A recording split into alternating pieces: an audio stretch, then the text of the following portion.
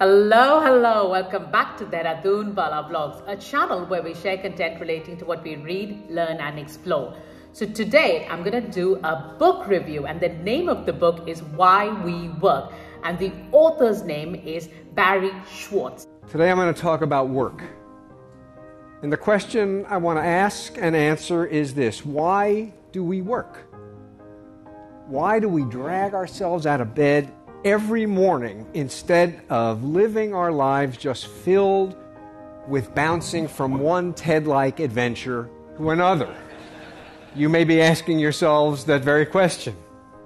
Now, I know, of course, we have to make a living, but nobody in this room thinks that that's the answer to the question, why do we work? For folks in this room, the work we do is challenging, it's engaging, it's stimulating, it's meaningful, and if we're lucky, it might even be important. So we wouldn't work if we didn't get paid, but that's not why we do what we do. So essentially, the reason why I read this was I picked up this book. It's such a short little book. I finished it in about 2 hours.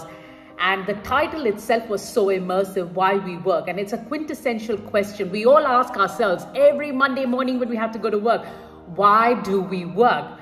So that is exactly the reason why I picked up this book to read. So in this book, Barry basically explores the question on why do we work. So if you ask me, why do I work? The answer is quite simple: to get a paycheck.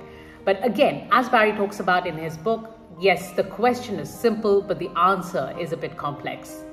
So essentially, in the first 3 chapters of the book, what Barry does is he explains people not only go to work for money, but also to get some satisfaction in life. They also have a calling that they need to answer. In the first 3 chapters, Barry explores that people go to work not just for money, but also there needs to be certain factor that motivates them, gives them a sense of purpose, something to incentivize them.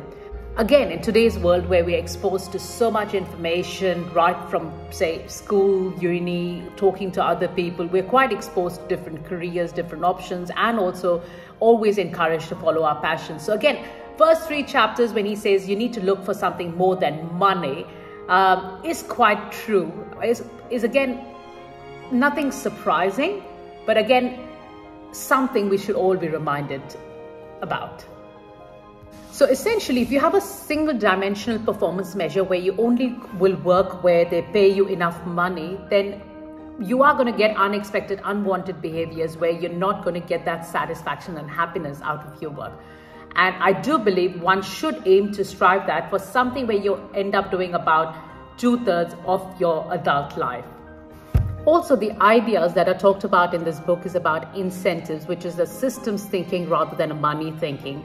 You also should start cultivating the ideology of a self-fulfilling prophecy, which is again something we need to have a calling which is beyond yourself and the wider good of the society.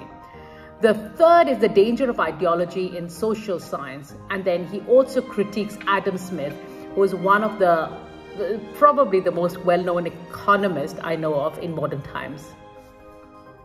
So in this book, Barry also critiques the historical nature of how we've tried to make everything very efficient. All the factories are systematized. There's really no creativity, or there's no value that's provided for an employee's thinking. So again, he does criticize the whole structure of work being focused on people only coming to work for money and not giving any creativity or an outlet for creativity of that employee. So the best way to summarize this book is in Barry's own words, where we've been taught fundamentally for a long time that we only go to work for a paycheck. Given the fact that so many people are dissatisfied with the work, they just want to go home, there's unhealthy competition, and there are more dissatisfied people than satisfied people, and people are just doing menial jobs to get by. That essentially means there's something fundamentally wrong with the way we approach work. And the solution to this that Barry suggests is people need to start looking at something more than just money in when they're finding out their purpose on why we work. If I try and apply this to myself, yes, money is very important. I am in finance. Of course, that's the very first thing I would say is money is very important.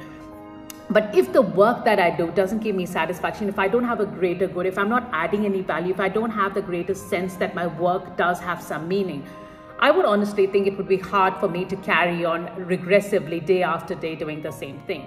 So I do have a sense of purpose. I do have that further sense of belonging that yes, my work does matter. And again, if that work also pays you a good living wage, then why not have it? So given this was a short, tiny book, but it was zapped with some of the information, some we knew, some we didn't know, but again, a good reminder that while we work, always look for something more than money, hopefully a passion. So if you enjoyed this book review as much as I did, don't forget to like, share, and smash that subscribe button. Till then, thank you so much for watching. Signing off, this is Dehradunwala Siva and Divya.